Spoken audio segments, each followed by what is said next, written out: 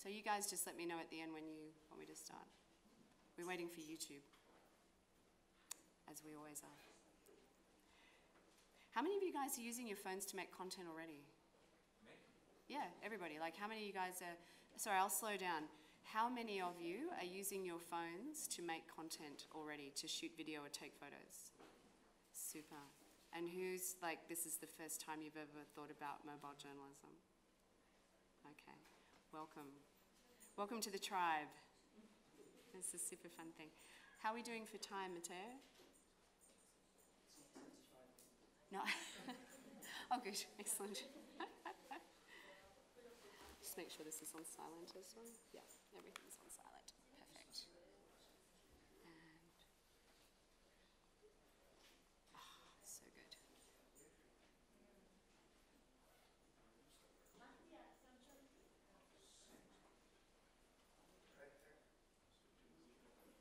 Sure. Oh. Oh, right. Okay, great. Now? Okay, super. Excellent. So welcome to this session. What are the best Mojo apps for newsrooms in 2019? I need to do that, I think.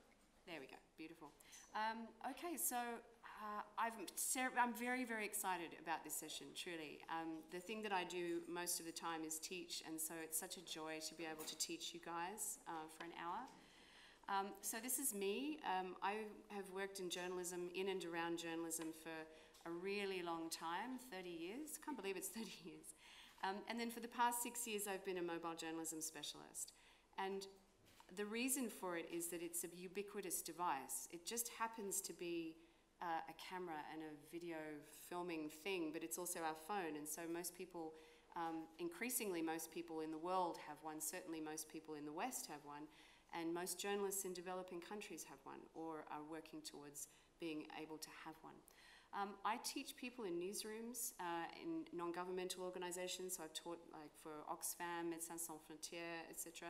I've taught at universities, and I work quite a bit with social impact organizations because I'm an altruist and I like to help people who have important stories to tell those stories. And the thing that's very exciting about a phone, which I'm sure you've all heard, is that your camera is the one that the best camera is the one that you have with you, and it's the one that's accessible to most people.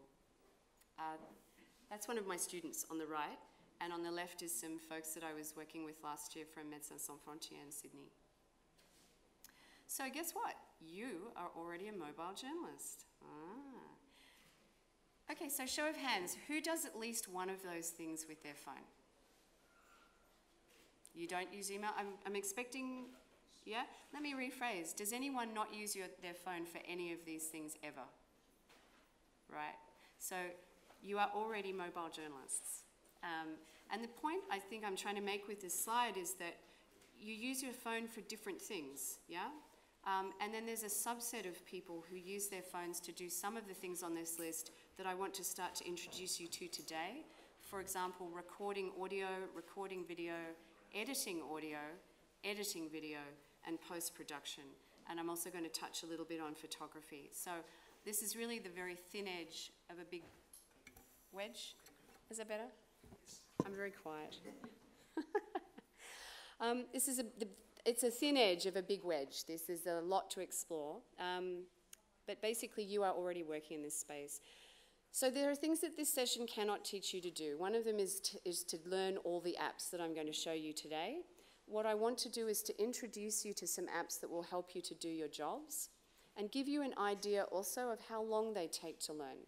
I've been chatting quite a bit with other mobile journalist teachers at this conference that there's an expectation that you'll be able to learn to use an app really fast, like in 15 minutes, because you've been able to use everything else on your phone for 15 minutes.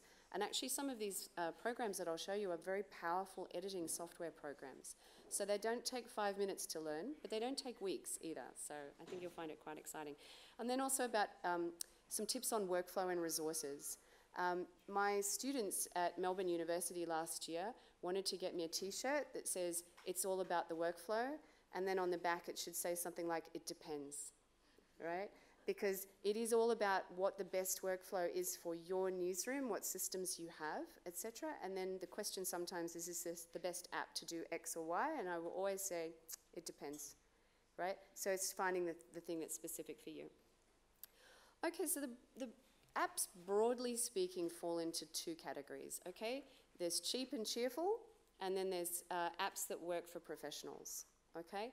Now, there's a little bit of overlap in this. There are actually some apps that are free and designed for people to really play with. They're kind of toys that journalists use. For example, there's an app called Quick, and what I'd like you to do after this session, not during this session because I need the Wi-Fi for YouTube, but later, I would like you to download an app called Quick, which is Q-U-I-K, and not now, okay? The reason why not now is as soon as you try and play with it, it will start playing music at you, and then it'll be distracting. But then there are also apps that are for professionals, and I think one of the things to take home from this is that these are not free, typically, and this is because they're high-end pieces of software that happen to work on your phone. Typically, they are quite a lot cheaper than the desktop alternative. They will give you broadcast quality file formats, and you'll be able to find that out relatively easily because you can contact the app developers either on Twitter or via email, or they have a website, and so you can say, what's the file format for this file, and they'll be able to tell you. And that's because they were built with you in mind. Okay, and also, a good story is always going to be better than a cool app. Okay, so at the same time as blinding you a little bit with science in this session, I also want to say that I've seen journalists do amazing packages using Quick, because for one reason or another, perhaps they don't have a budget or they need to do something in fast, they've been able to use that app in a really constructive way. So really what you need is a solid story idea. You are going to need to have good audio to go with anything that you're doing in video, or indeed if you're making a podcast. You're going to need to think about stable footage. One of the big giveaways of amateur or non-professional footage is that it's a bit all over the shop. And even if you kind of hold it really still, it'll still be a bit wobbly, so I'll talk about that. And edited for your outlet's audience, obviously, so you're working for a specific audience. A good example I'd like you to check out again later on Facebook, actually. Go on Facebook and look up RTE News, and then search on their video section for mobile shorts, and you'll see a whole range of wonderful short videos designed that are optimized for social that were all shot and edited with a phone. Okay, so let's start off with accessories really quickly. I just want to get this out of the way. The things that I feel are not negotiable is a lens cloth, so like a glasses cleaner that you get from Specsavers, a tripod and a tripod mount so that you have the ability to do shots that are absolutely still, an external microphone. There's a lot of external microphones that will plug straight into your phone and they're broadcast quality, an extension cord in case your microphone lead is only this long, because then you're always stuck with like a medium close-up and you might want a bit more variety. You might want an external light, but you know what? You can also use the flash in your phone. And a power bank, because no battery, no story. And you know how it is, you get there, you've been texting, you say, where are you? I'm not sure where you're parked, etc. And you get there and it's 27% and it's already game over. Nice to haves include a gimbal. So a gimbal is like these motorized hand mounts, and then the camera, well, I say the camera, the phone, sits on top of that, and then it will stay focused on the thing as you move your hand around. So that's what a gimbal is. So nice to have. And an external lens. So if you want to do macro shots or you want to do wide angle, you're very welcome to explore those. But I feel that the things on the right are not negotiable, and you can, go ahead, yep. I was looking worried earlier, she wants to take my picture. I think that you can get a very good equipment set for around $250 American. It's not bad. Compare that to a broadcast camera setup, plus your phone. But compare that to what you needed to do video journalism 5 or 6 years ago. It's really very different. Okay, why is the lens cloth the top of the list? That's why. That's me putting my fingers all over my phone lens so that I could take the picture on the left, and then I cleaned the lens and I took the picture on the right. So the best thing you can ever do for the rest of your lives, I want you to clean the lens before you take a photograph or shoot video, always. Okay, so let's start off with apps for photography. I'm going to say that there are other apps available, okay? So I've just picked out some that I particularly like, and I'll explain why, but they're not the only ones, and they're not the only ones that do these things, okay? So I would really like to encourage you to develop enthusiasm to have a look around the App Store and start seeing what you can find.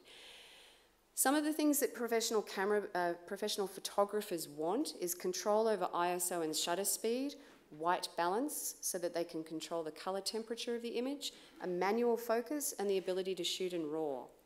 And something that's quite nice about ProShot is that it works on both iOS and Android.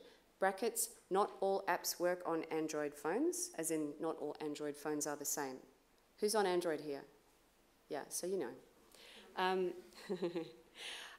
However, for most of you, ProShot will also shoot video, and it will give you quite a lot of control over video. So if you want to give it a go, it's a one-stop shop. And so what I've done is I've done a series of tutorials, and I'm hoping to get through all of them. And they're around between 1.5 minutes and 4 minutes. So there'll be quite a bit of video, but this is how I teach, right? I could tell you about it, but then you'll go away and, oh, she mentioned, so I don't even remember what the app is. But let's have a look at this one.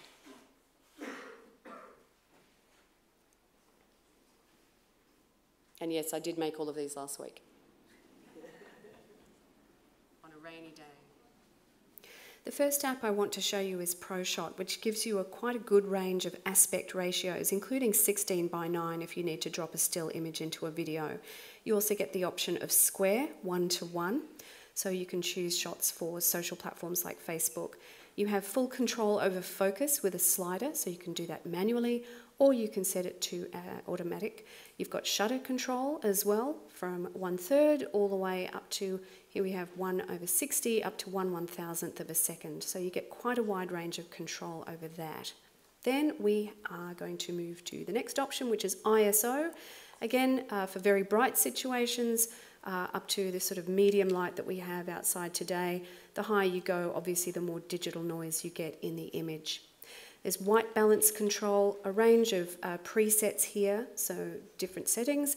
And at the top, manual, where you can choose the color temperature manually by using that slider. So back to auto there. Okay, so if we look at the jog wheel, you can choose from photo, light painting. Then the next one is time-lapse, quite useful. And then we have video. So here you can choose your resolution, 720, 1080 up to 4K. You can also choose your frame rate. This is particularly useful if you're working in a PAL country where you need 25 or 50 frames a second, or 30 if you're working in an NTSC country.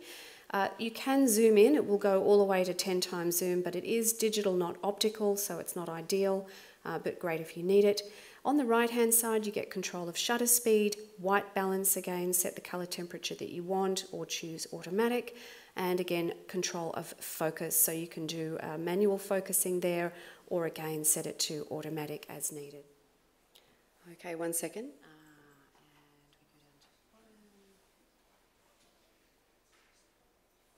Excellent. Okay, so there's quite a few of those videos. This is the first, with every teaching situation, it's always new. So this is a new course for me. Is it working for you? Yep, excellent. That's what we like. Great. Okay, so post-production. Photo post-production, who uses Photoshop here? Okay, you're going to like this one. So Adobe Lightroom works on iOS and Android. It's free, or it comes as part of your Creative Cloud subscription. Otherwise, it's around $10 American a month. And it's a powerful photo editor. So let's have a really quick look at that.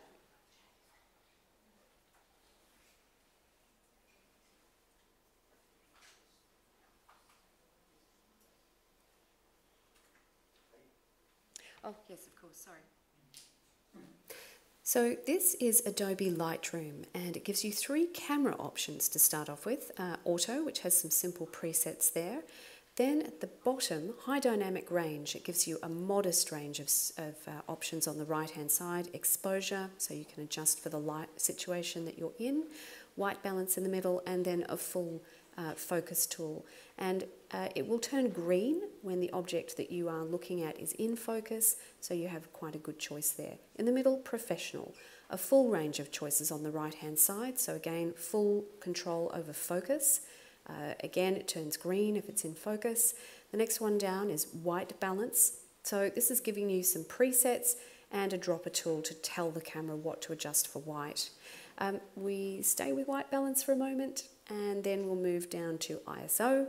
So the standard selections there on a camera, exposure seconds, and exposure adjustment. Then there's a very powerful photographic editing system in this app. A healing brush there at the top.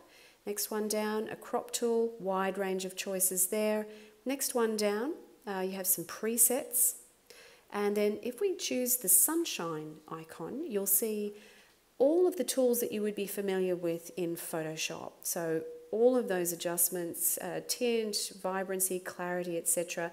There's quite a good noise reduction tool on this app and a removal of chromatic aberration.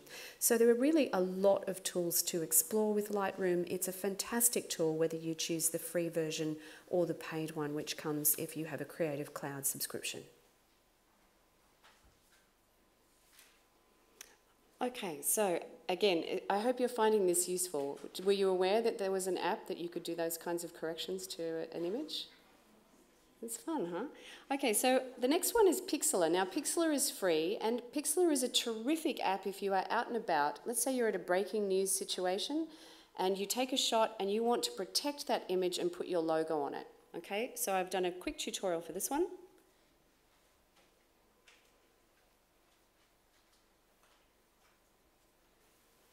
This is the Pixlr app, which is free for iOS or Android. Choose an image that you like from your camera roll, and everything lives in the little suitcase there on the left-hand side, including crop, wide range of crops there, square, 4:3. There's also 16:9 if you're going to put an image into a video. Tap the tick at the bottom right. Then we're going to tap that suitcase again and tap double exposure. Here I'm going to choose a logo. I keep mine on my phone all the time. It accepts PNG images as well as JPEGs, so I can bring in a transparent image and resize and move it where I want. Now text. I'm going to give this image a title. This image is of Ely Cathedral. It's a large cathedral to the north of Cambridge City in Cambridgeshire in the UK. I can resize it, move it wherever I like, and there's also TT allows you to access a wide range of fonts, so you can change it to what you want. In the middle there's a dropper there, so I can either select a colour or choose a colour that's actually in my image. Now the last thing I'm going to do once I've resized the title, tap T again, and I'm going to put a photo credit on this. This is great for protecting your work if you're out and about, so I'm going to put my name on there as the photographer for this image. And now I can resize it, and by using two fingers to turn it on its side, I can move it over to the side of the image, and once it's there, it's ready to go. So that can be done, I think I've lost the microphone. Oh, hello, there we go. So that can be done really, really quickly. I mean, it literally took as long as it took me to make that video to adjust the image. And that means that as long as it's not completely breaking and I don't have to tweak the image straight away, I have a couple of seconds to just adjust it. It means that if I get the scoop shot, that's burned in, okay? So if someone then reposts my photo somewhere else, I still am noted as the photographer of it. Okay, briefly, Pixabay. I don't know if you've come across Pixabay, but if you've ever tried to post a link to social media and you, for some reason, you can't get the link to populate with an image, right? It's just not pulling it out from your website properly, okay? If you get really stuck, Pixabay will give you free stock images. So it's a terrific tool if you're in a hurry. And it is literally as quick as that. And what I quite like about Pixabay is that you can also find out the information, not just about the image itself, what camera it was taken with and so on, but it will also have a link to the person who created it. So you can check back and make sure that you're comfortable with using that image. Even though it's a stock image, you can also get a sense of who took it. Okay, now we're into video recording. So Filmic Pro is one of a few high-end professional video recording apps. It will shoot in vertical, square, and portrait. You have multiple frame rates. So here in Italy, for example, you're a PAL country. That means you need to shoot at 25 or 50 frames a second. And if you're in America, it's an NTSC country. So it's 30 or 60 frames a second. So Americans are very, very lucky because the iPhone shoots at 30 frames a second. But if you're shooting for television and you live in a PAL country, which I do as well, I live in Australia, you need an app that will shoot at 25 frames a second. So Filmic Pro will do that. Full control of exposure, focus, shutter, etc. They have a great website, and it takes around 2 hours to learn. I think 2 hours to feel really confident and ready to go. So I've made a short tutorial.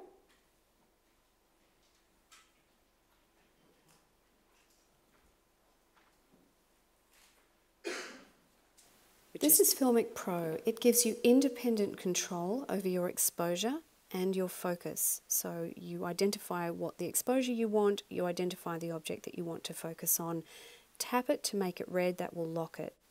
Now we're going to look at these little 3 circles on the left, and this opens up the color temperature options. So there's a range of presets there, and there is also an automatic white balance. The next icon along, if I tap on that on the left-hand side, gives me access to the manual focus and exposure. You could try a pull shot using the manual focus, so focus on something close up and then something further away in the same shot. On the left-hand side, you have access to shutter speed and ISO, so that you can adjust for the amount of light that is in the frame. On the right-hand side, the little cogwheel will open up a wide range of options for adjusting here. So resolution, you can choose your aspect ratio and also your resolution. Then the next one along will give you frame rate. So here you can choose 25 frames for PAL countries, 30 for NTSC. You have access to a time-lapse there, and also back to standard. We'll go into audio now. This is telling me that I'm using the iPhone microphone at the bottom of the phone. If I plug in a microphone, or indeed the headset that I'm using right now, it will tell me, and it'll also tell me what settings my audio are being recorded at. Next one along, the device. You can save to camera roll here. There's a whole range of different things that you can try out in this section of the manual. Move along again to presets. This is terrific for saving a set of settings that you want to always film at. So you just open it up, set it to where you are, and you're good to go. Next one to explore is hardware. Lots of external accessories, gimbals and so on that are compatible with Filmic Pro. Now let's take a look at overview. This tells me exactly what the phone is doing, what it's set up to film at, and where it's saving my files. Very, very useful. On the left-hand side, stabilization, bottom left. This is great if you don't have optical image stabilization in your phone. You tap that to on, and suddenly my footage is a whole lot more stable, no more shake, so that's terrific. There is the option to turn the camera around, so that's my hand, but I'm going to turn it back around again quickly. Then we have torch. This allows you to give a range of settings to your flash, so that it can be strong or weak.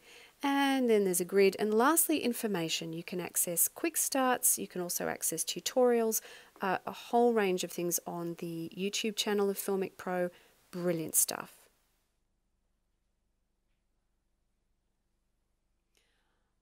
Testing 1, 2, 3, hello.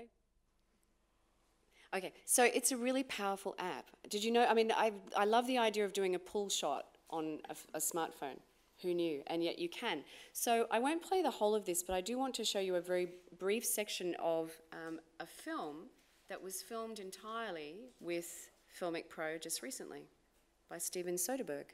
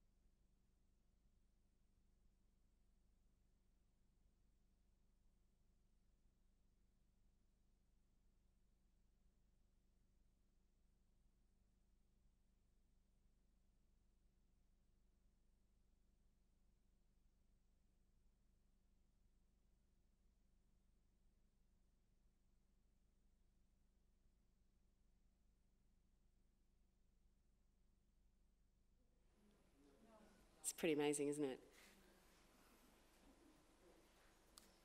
And you too can have access to that app. for 15 American dollars. How amazing is that? And you can have a really wide range of controls. So I've gone into a little bit into it, but you can also shoot in log mode, you can set a particular color temperature, etc. Now, obviously, many other accessories were used in the making of that film. And if you Google it, so the name of the film is High Flying Bird. It was on Netflix a while ago, and if you have a look, I think Wired might have done a piece about it to have a look at some of the equipment that was used to make it. Okay. Right. Okay, so it's always nice if your footage is level, so it's not sort of off to one side or not. So I have one on my phone which is called Handy Level. It's free. There's loads of these. They're great because it means that you know that it's straight on and not side on. Bubble Level was one that I found for Android. And it's great too if your tripod doesn't have a spirit level on it. And there's also a couple of tools that you can use to de-shake your footage. I would say if you have access to a high-end desktop software program like Premiere or Final Cut, you can do it there. But iOS has one which is called Emulsio, which I have used, and it's quite good. Android, you can do it through the Google Photos app if you want to. It has a de-shake in there. Okay, so video editing. It's quite a busy slide, this. Sorry about all that text. Luma Fusion. So Luma Fusion is an iOS app only. If you buy it in America, it's around $20. If you buy it in the UK, it's around £19. So it just seems to vary a little bit. It's a full multi-track video editing app which aims to mimic the most important controls that you would find in a desktop editing software. NLE just stands for non-linear editing, so that's all it means. You can edit in vertical, square, or portrait, so landscape, etc. Supports multiple frame rates, so you film in 25 and then you have to edit in 25 and export in 25, so it does that, as well as 30, obviously. Support for custom fonts and animations. So that's important if your news organisation has a specific font. So you have a particular kind of text, you can work to bring that into Luma Fusion. They do have a website. I would say allow 3 hours to learn Luma Fusion. The tutorial is 5 minutes. Do you mind if I show it to you quickly, just so you've had a look? I'm very consultative in my training.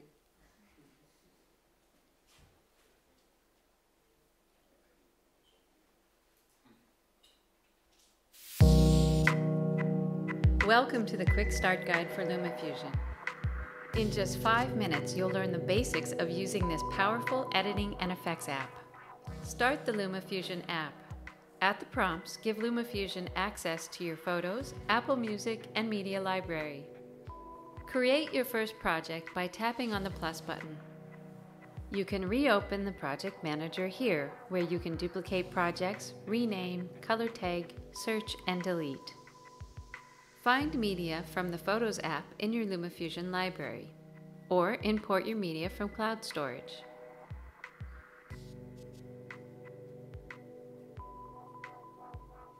To pre-trim, tap once on the clip and adjust the handles. Drag your clip to the timeline. Add additional clips to the timeline by dragging or double tapping. Pinch with 2 fingers to zoom the timeline in and out. Select the clip and drag the blue handles to trim. This button indicates insert or override mode. It determines whether clips are pushed down to make room for new clips, or whether they get overwritten when a new clip is dropped. In insert mode, you can either replace a clip or insert at a cut. Tap on both sides of the playhead to split a clip. Let's replace the second half with another clip. If your new clip has enough media, you can either keep the length of the timeline clip or use the length of the new clip. There are 3 video-audio layers plus 3 audio-only layers. Let's add a royalty-free music clip from the library. When clips are added to the audio or overlay tracks, they will be anchored to the layer.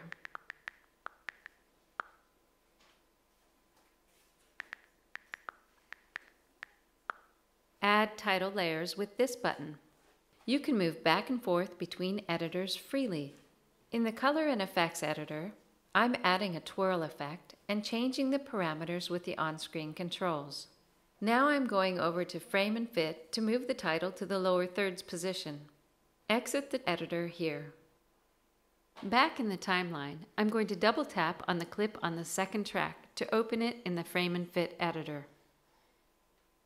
I'll size and position here, and then jump over to the color editor, where I'll add a preset to raise the shadow areas, and then I'll make adjustments. Now let's go back to the timeline and take a look at our background clip. To make this clip more interesting, let's open the Color and Effects editor by either double tapping or by tapping on the Effects editor icon on the right-hand toolbar. Multiple effects from any category can be added to your clips. The effects are applied in the order you add them. You can change the order by collapsing the effects and dragging them up or down in the stack to get different results. This line of dots tells you when your device is reaching its limit of how many effects can be added. You can change each effect over time with keyframing. Position your playhead, turn on keyframing, and adjust the effect for that frame. Position your playhead again and adjust the effect. A new keyframe will be added. Now let's go back to our timeline and watch the whole effect.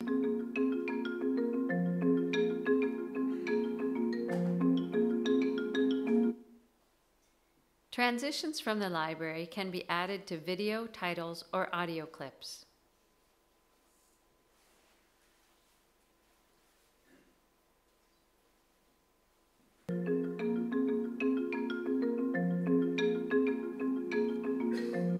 When you're finished editing, tap once on the preview and then export to the camera roll, cloud storage, or a social network.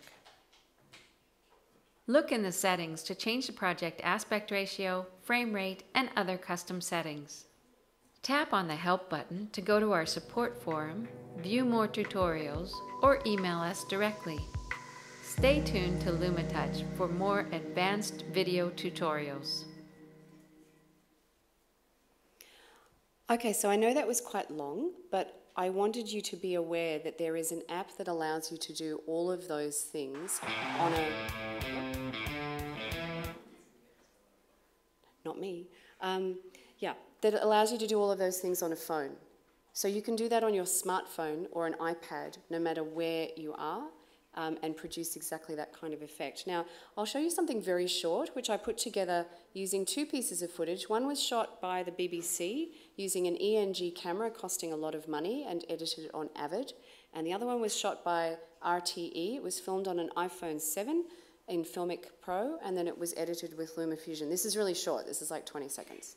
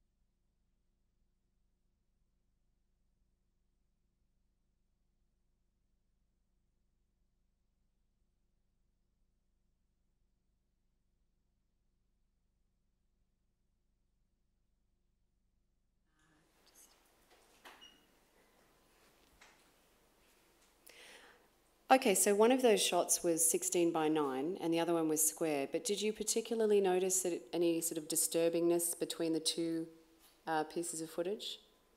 So, pardon? A little, yeah. It's a little bit, it's not disturbing, and I think if it's not intercut with the other kind of footage, it's not noticeable at all.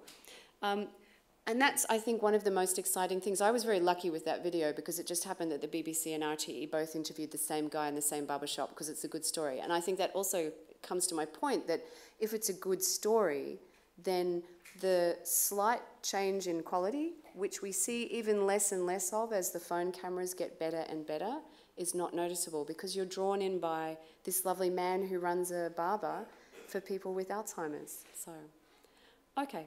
I'm going to go through the rest of these quite, not too quickly, but a bit quickly, because I want to leave a bit of time for questions. I would like to encourage you to take a look at this app in your own time. This is called Adobe Rush. So Adobe, we all know Adobe, Premiere Pro and Photoshop and so on. So last year they brought out an app called Adobe Rush, which is on iOS, and sometime this year, hopefully, there will be an Android version. Similar to Lightroom, it's around I think it's €9 a month here in Italy, and if you're on a Creative Cloud subscription, it's free. So that's pretty cool. It is an all-in-one filming, editing, post-production, and sharing app.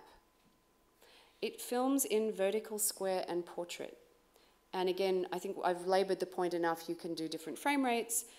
It has access to motion graphics, so graphics that move on the screen. It doesn't have custom fonts, but you do have access to Adobe licensed fonts. And a lot of newsrooms have actually use a font that's part of the Adobe stable of fonts, so that may not be a problem. You can, most importantly, sync your project. So if you're working on a smartphone, you get back to the office and you want to finish your edit in Premiere or Audition, you just sync it up. So it's very interesting in that way. There's a full website for it, and I would say allow around 3 hours, possibly 4 if you want to get across all of the post-production elements to it. Then for those of us who are on Android, the best app, I think, or one of the 2 best apps that are available to you are KindMaster is one of them. Now, KindMaster is an interesting app because you can try pretty much everything in the app for free, and then it has a watermark. So you saw one of my earlier tutorials had made with KindMaster on the top right-hand side. So to get rid of that, you pay $5 American a month, or there's an annual subscription cost. Now, people say, oh, I don't like paying for an app. You go, well, first of all, who had a latte this morning? Yeah, how much did you pay for your latte? But secondly, the app developers are full-time people who are trying to produce a quality product. So I would say if you think, $5 a month, but it's not very much to pay for a really nice piece of editing software. Okay, this one, I'm not sure. I'll open a little bit. I just want you to see what the interface looks like because it's quite different to the others, and then we'll move on.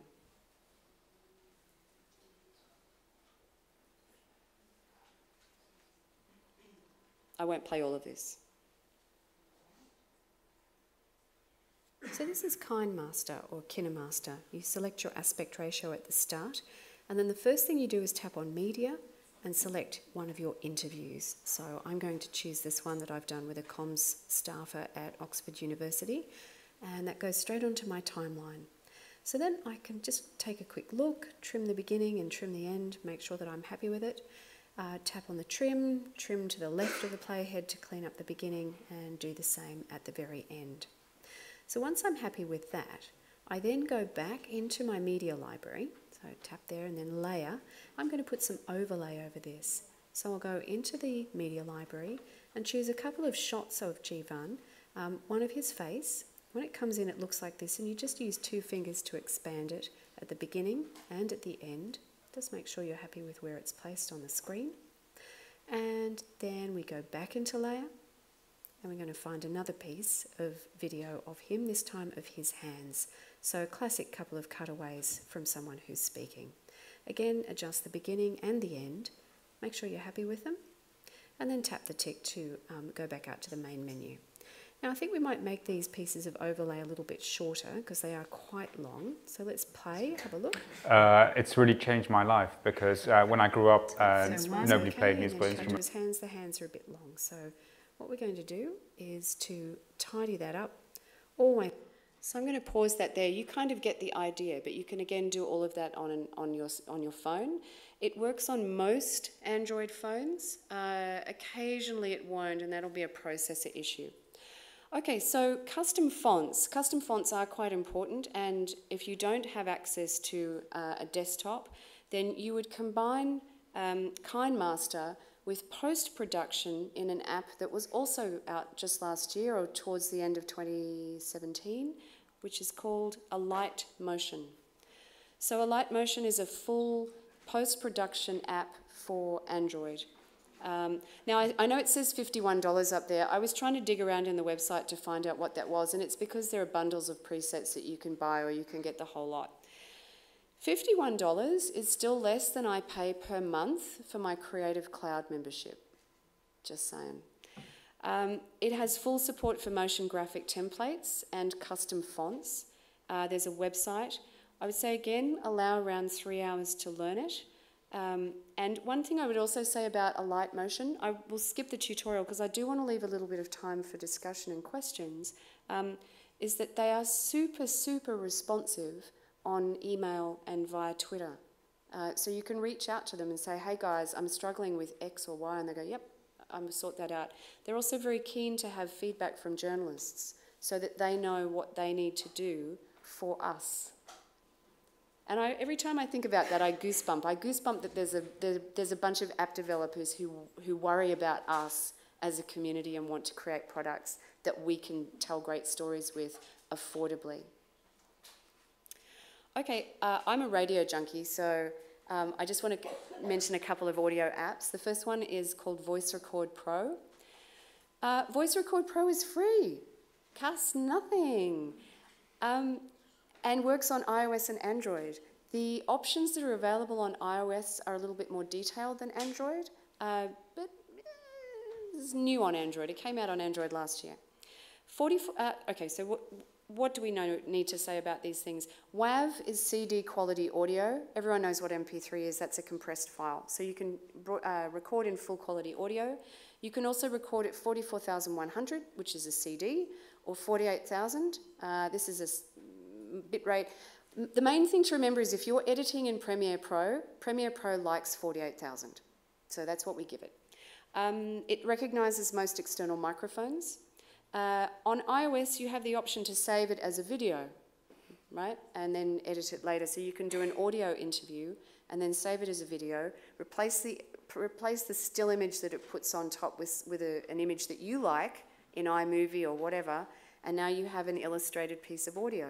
Who works in radio here? Anyone? One person, 2 people. Excellent. So we know that radio is invisible, right? You broadcast it and then it goes to Mars and you never see it again. But if you keep your audio and you put an image on top of it and then you put it on YouTube, you then have an asset that you can use to promote your programs, or Twitter, or wherever you want. Android, and iOS version has an auto-transcribe tool. I know, very exciting. It takes 25 minutes, and it doesn't really take 25 minutes. I think you could master it in 10. Okay, apps for recording phone calls. Did you know that Skype now allows you to record phone calls on your phone? So if you ring someone on Skype, you tap Start Recording during a mobile call. Both parties will get a copy of the video. But we know that video is both video with an audio track. So you can then go into the desktop, right-click on it, save it as an MP4, drop it into something like iMovie or wherever, and just run off that audio track as an audio file. So you have access to both the video, but also to the audio. Now, people who work in radio, that's really, really useful. Okay, so that's that one. Audio editing. Okay, so bad news, guys, who are Android folks. The options for you are quite limited and very expensive. On iOS, however, there is a full multi-track audio editing app called Ferrite. And you can both record in it and edit in it, and it takes around 30 minutes to learn. And this is a very short tutorial, which I will show you. When I say short, it's like really short.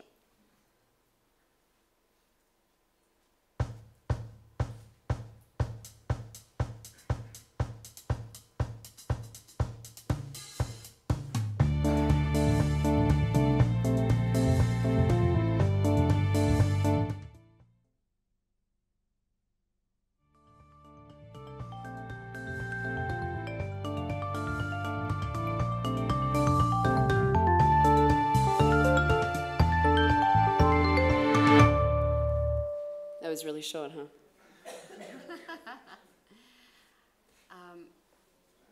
Okay, but anyone who's worked in audio editing knows that being able to do that on your phone is extraordinary. You can also run off a full edited audio package from Luma Fusion. You just don't need to use the video layers. And if you're on Android, you would transfer it to a desktop. Okay, last couple of slides, and then I would like to take questions. So we need to file stuff. Okay, and we know that our phones aren't just for taking pictures and shooting video and editing video. So WeTransfer works on iOS and Android. It's free, super simple. Send up to 2 gigabytes for nothing, cost you nothing. The recipient receives a download link, and you can send bigger files if you take out a subscription, and it integrates with desktop. And last one, getting paid. So I put this at the end because I just thought it was quite fun. Every time I do a trip or anything that I need to tax deduct, I will take a shot of my receipt with Tiny Scanner, which is also free, and it will save everything as a PDF in black and white or full color or as a photograph, and then I can rename it in the app, and I can store it in my own folder, or I can email it to myself, or I can email it straight from the app to a client. So I can be in the taxi on the way home sending them my receipts. So I just wanted to touch on that because I've done a lot on multimedia. Okay, so this is, I think if I wanted you to take one thing away from this class, it is that it is all about the workflow, okay? So there's going to be somebody at your media outlet who knows what file format you need, okay? And that will be their job. So they'll say, well, we need the image to be this resolution, or we need it to be this many pixels, or we need it to be recorded in this resolution, it needs to be an MP4, it needs to be an AVI, etc. So you need to know those things, and then you need to make sure that the app that you think you want to use is the one that you can use, okay? Which ones are going to integrate best with your existing newsroom systems, okay? So if all of your motion graphics and templates live on Premiere Pro and you have access to that through a single login, you may choose to do all your filming in the phone and then all your editing on a desktop. It's entirely up to you. And also to work out which apps are going to be the most useful for your reporters, or indeed those of you who are freelance. Show of hands, freelancers? Yep, excellent. So you may need to file from the field, or you may do it all when you get home. You may be someone like me where your Macintosh goes with you everywhere, in which case, I'll just open up Premiere Pro sometimes, or I think, oh, all the tutorials that I did for this class were done on iMovie on my phone. And I used my headset as the microphone. And then what it's really useful to think about is what is going to be the clearest, most time-effective workflow. So one of the barriers to the adoption of smartphones in newsrooms is that people don't design a workflow. So no one in their right mind would come into a newsroom and say, I want you to learn 15 different editing software packages. That just would never happen. When I was at the BBC, we had two. We had one that was sort of high-end for craft video, and the one was like cheap and cheerful for doing news packages. So work out what's your workflow, and then print that off and give it to your journalists so that they know this, then this, then this, then this, and then they will get faster and faster and faster at it. And that last point there, choose professional apps and pay for them. Okay, so I want to mention a couple of conferences. There is an annual conference in Ireland, which is called Mojo Fest. Now, I want you to get your phones out for the next slide. I don't run this conference, by the way, and I have nothing to do with it. But I did say I was going to show this slide at this conference, and they said, sure. Okay, so that QR code will give you a cheaper ticket. I can't remember how much the tickets are. They're about €300-400, something like that. Yeah, so it's a good discount. Have you got it? Yep, good. Excellent. And then this year in Asia, if those of you who may be from the other side of the world, the German media development agency Konrad Adenauer Stiftung is funding and hosting the first mobile journalism conference for Asia, which will take place the 28th and 29th of June, so the end of the month. You can always go to both, in Bangkok. And I'm co-organising that, and what I'm very excited to say is that almost all of the speakers at that conference are from Asian countries, and half of them are going to be women. Yep. Thank you. See, delegation, much appreciated. Okay. So, look, that's the little shtick. At the top there is a website, www.mojo-manual.org. So last year, Konrad Adenauer Stiftung funded the creation of an online manual for reporters and newsrooms about mobile journalism. And they hired me to write it, so I wrote it. It has download links and links to tutorials for all of the apps that I've shown you, and many, many more. So I would really encourage you to explore that at your leisure. Just have a good look around and familiarise yourself, and then have a bit of a play with your phone and think, yep, this is great. I obviously run app training and workshops, and that's my contact information at the bottom, and I'm the only Corinne Podger in the world because I've got a weird name, so I'm easy to find on Twitter. And that's the end of my presentation, but I would love to open it up to questions. Excellent, one here and one here. So there's one over the right and then one in the front. I was wondering what apps you might recommend for podcasting. Okay, so there's a couple. The one that I would actually recommend that you start with is Anchor. Yeah, so A-N-C-H-O-R, or H, if you didn't go to Catholic school in Australia. It's very, very simple. The idea of Anchor is that it allows you to get started with podcasting without having to really get your head around RSS. Yeah. And then if you want to get your head around RSS, Spreaker is a really, that's quite a professional, I think it's actually Italian. I think it's an Italian-run company. And they've got a really great desktop and web interface. I'm wondering if you think... Sorry, website and phone interface. I'm wondering if you think video and photojournalism will move to mobile completely in the future. It depends.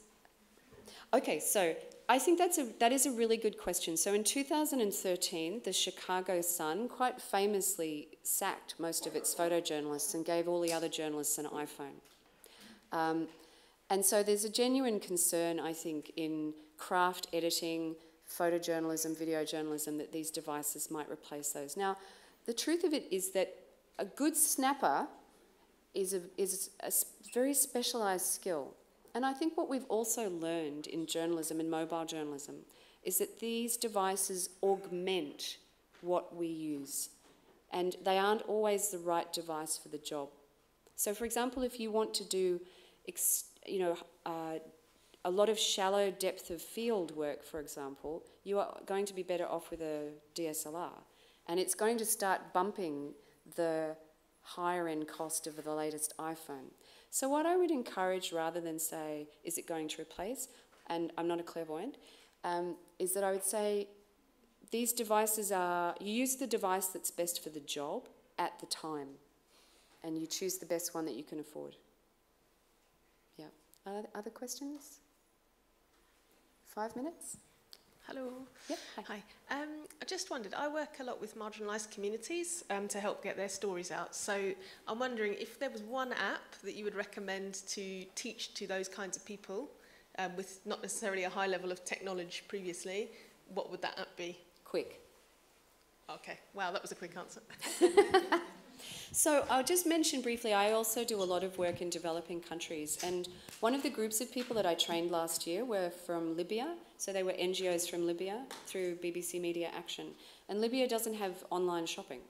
So even if you have a budget to buy apps, it's very difficult to buy apps, and so we had to use free apps, and I was absolutely gobsmacked, I have to say, because there are some things you can't do, but once you work around that, you can produce full packages with Quick. And you can switch the music off. I'll just tell you that now, because when you first open it, the music will play and be like, so just, yeah. But no, it's amazing. Sure. Have some questions? The work? Funciona? Okay, have some questions for you. First question is iOS or Android for this kind of job? I think you use iOS, I've seen. Am I right? I personally use iOS. Well, my primary phone is an iOS phone. I do have an Android phone, but my main one's an iOS. And Android phone is good as well, as long maybe it's high price phone or? Sorry, don't get it. Android phone is good only if it's a high quality phone or? Android phones are amazing. Okay. You know, NDTV, one of the big news channels in India, I think they have a contract with Samsung, so they use Samsung S9s at the moment for a lot of their video journalism. I think they use an in-house app for some of their recording work. So, you know, the BBC has an in-house app. It's got PNG, which is not publicly available to do quite a lot. So they've also designed an app. So yeah, I certainly wouldn't say it's an either or, and I think the kind of cameras that we're seeing this last sort of 6 months, it's a much more even playing field than it was a year ago. Do I have time for one more question? Oh, you had. Yeah, I've a couple of follow-ups. Oh, and just one more, and then go to the others, yeah. and then you can catch me after. That's fair. Yeah. Do you know any app or software that can automatically make subtitles? Make subtitles? Yeah, like captions. Okay, so automatic captioning, you can do that in YouTube for free. If you want to do something that's in an app, you could try an app called Vont. Yeah, you could try an app called Vont. To be honest, I think there's an argument to be doing some of your subtitling in YouTube, because it will also help boost your SEO if you have captured the text of your story. So I'm just throwing that out there. There was a question here. What do you think of the app Splice? Is it too basic, or is it good just to start? Splice is an excellent app. It's made by GoPro. Which also makes quick. If you don't have to use custom titles and you don't have to put a logo on your video, or you can add it on a desktop later, Splice is great. It's iOS only, so yeah. But yes, it's an excellent app. And maybe one more. That's it. Thank you. Oh, there's one. Yep. Another question. What about apps for to protect the privacy of people or to navigate in anonymity? Okay, so that would be slightly outside of multimedia, and what I'd love to do is catch up with you after the session to go through some of the options that would be available to you.